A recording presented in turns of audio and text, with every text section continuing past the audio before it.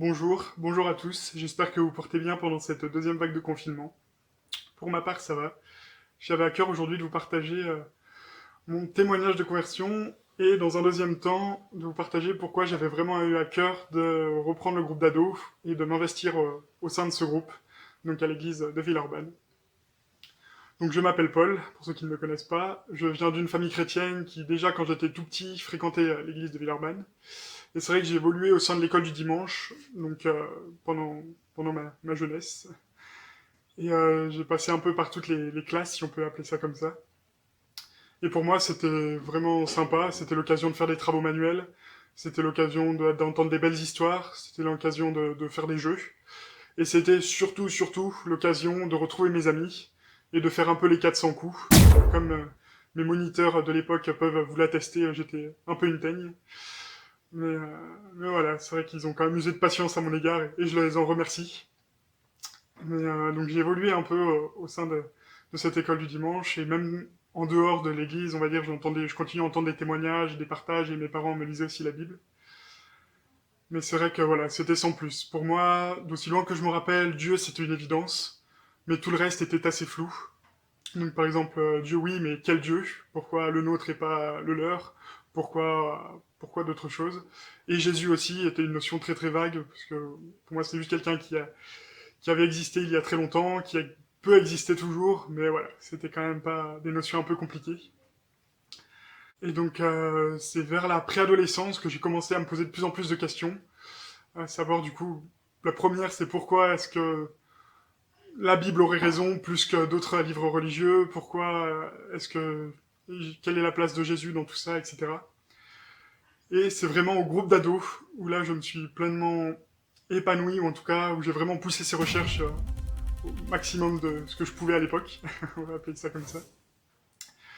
Et c'est vrai que c'est vraiment là aussi où j'ai été touché dans le Saint-Esprit, donc ça c'était une colonie chrétienne que j'ai effectuée lorsque j'avais 14 ans à peu près, 14-15 ans. Et où à la fin de cette colonie, on a eu un grand moment de prière par groupe. Et un des responsables avait prié pour moi et un de mes meilleurs amis à l'époque. Et vraiment, j'ai fondu en larmes, littéralement, où je me suis dit, comme si je prenais vraiment conscience de qui était Dieu, mais aussi qui était Jésus, et tout ce qu'ils ont fait pour moi dans ma vie. Et donc ça a été vraiment un moment particulier, important. Et donc à la suite de cela, j'ai décidé de me faire baptiser. Donc voilà. Ça a quand même pris un petit peu de temps. C'est vrai qu'entre le moment où du coup j'ai vécu cette expérience vers 14 ans et le moment de mon baptême à 16 ans, il y a eu 2 ans un peu où, mine de rien, je continuais à vouloir plus d'explications, à vouloir plus de confirmations, etc. Comme beaucoup de gens, c'est vrai que j'aimerais bien voir directement un ange débarquer dans ma chambre, me dire tiens, je viens de la part de Dieu, fais-toi baptiser, etc. Mais non, ça ne s'est pas passé comme ça. C'était vraiment un cheminement pour apprendre à connaître Dieu et à me connaître aussi. Parce que on est vraiment fait à l'image de Dieu, et si on ne se connaît pas soi-même, c'est très dur de prendre conscience de qui est Dieu. Et ça, je l'ai vraiment expérimenté à cet âge-là aussi. Et donc voilà, à la suite de mon baptême, c'est vrai que le baptême, comme on dit, c'est une nouvelle naissance, et du coup après, il faut se mettre en marche, en route. Et donc à la suite de mon baptême, je m'occupais déjà un petit peu avant, j'étais co-responsable de l'église des enfants. Et j'avais vraiment à cœur cette tranche d'âge, donc du groupe d'ados, qui pour moi était vraiment l'âge charnière, l'âge où on se pose beaucoup de questions, et malheureusement dans beaucoup d'églises, l'âge qui est un peu au rebut. C'est-à-dire que souvent les gens aiment bien s'occuper des enfants, parce que justement ils sont curieux, ils ont pas mal de questions, et c'est mignon un enfant.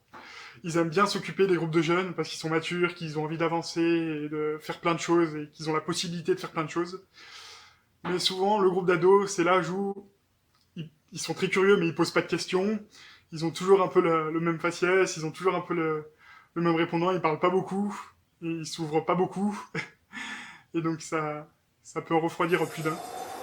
Mais moi, c'est vraiment l'âge que j'avais particulièrement à cœur, parce que voilà, j'étais passé par là, je savais ce que c'était, et vraiment, pour moi, c'est l'âge primordial pour se poser les bonnes questions, pour mettre en place les bonnes choses dans sa vie, et pour vraiment pouvoir avancer avec Dieu de manière concrète plus tard. Donc, à la suite. C'était un peu ce que j'avais à cœur de vous partager aujourd'hui. En tout cas, j'espère vous revoir très très vite. Et d'ici là, je vous souhaite une bonne continuation.